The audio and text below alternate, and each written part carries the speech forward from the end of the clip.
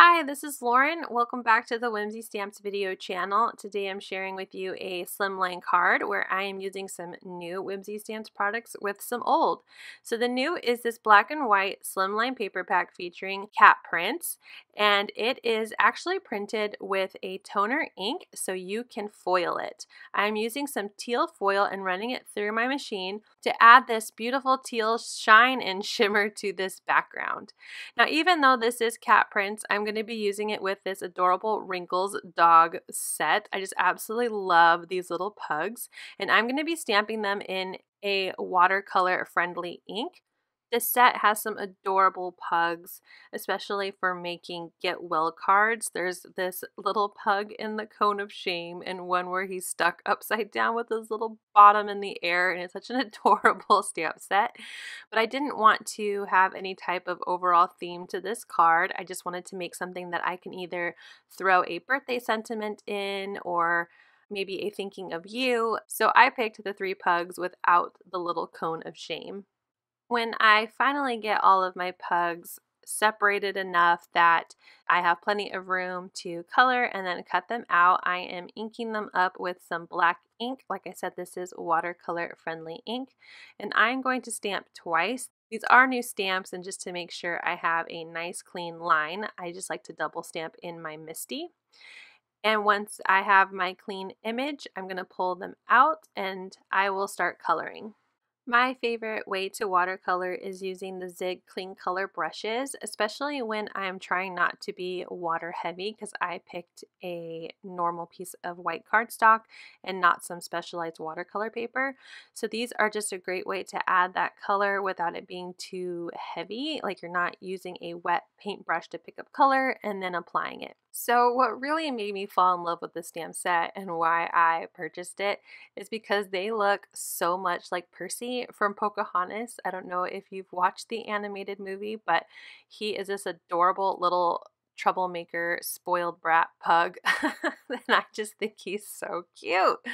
So he has a teal collar, so that's what inspired my choice for the teal foil and this pug's teal collar. And he is kind of a grayishy light brown color. I don't know how to explain it other than if you've seen a pug, you know the color. So I started out with one of my warm grays and put down color, but it wasn't brown enough. So now I'm bringing in this lighter brown color and using a kind of tip to tip method where I am picking up the color from the brush with my watercolor pen brush to add color. So it's not a heavy amount of color. I'm just lightly adding it in to create a softer look because these dogs are a more lighter color fur. For the tag, I use a mixture of orange and yellow to create kind of a gold color, and then I'm using a couple different shades of red to color in his cutie little tongue. And with that, that will finish up the coloring of the pugs. And I am going to add some color to the tabletop, at least that's what I think it is, a tabletop of that top left pug there. And I will add that in just a bit. I am bringing out my Funky Frames from the Funky Frames dies set. And I am picking frames to go with each of these pugs. And this is when I realized I should have definitely stamped on a bigger piece of paper. So in order to avoid having to stamp in color again, I'm just using my frames and kind of figuring out where I need to cut them out so they can fit inside the frames without having an issue of the other pugs fitting inside of their frames. And here I am adding that teal to add a little bit more of that blue color to this pug, as well as make it look like he's actually leaning up on a table. So now that I have cut around all of my pugs and they fit fine inside of their frames, I'm going to run them through my die cutting machine and cut out the pictures of my picture frame of this cute pug. Now for my actual frames, I die cut them out of some Neenah Cardstock Desert Storm. I really like the texture of this craft paper, and I am using Vintage Photo Distress Oxide to distress my frames. I'm going to go around the outside of all three of them, and then I am going to add a little bit more texture to them by adding some watercolor. So I'm putting them inside of my little splatter box here, and I'm bringing out my metallic watercolors, and I'm going to spritz this kind of orangey gold It's the closest thing I have to brown. I didn't want it to be too dark to distract from the rest of my card because it already is super shiny and bright and fun. So I'm just adding some of this orange metallic paint to add a little bit more texture to my frames. I'm going to set those aside to dry and work on my card base. I have cut a piece of cardstock down to create an 8.5 by 3.5 slimline card. I used my Slimline card builder die to cut out my foiled background. And now I am applying it to my card base with some wet glue. This die cut cuts my paper a little bit smaller than that slimline size, so it gives me a nice white border around this background. I'm going for a wallpaper-esque look, although I don't know who has metallic blue wallpaper, but this family does. I mean, they do have this cute pug, so why not some shiny blue wallpaper?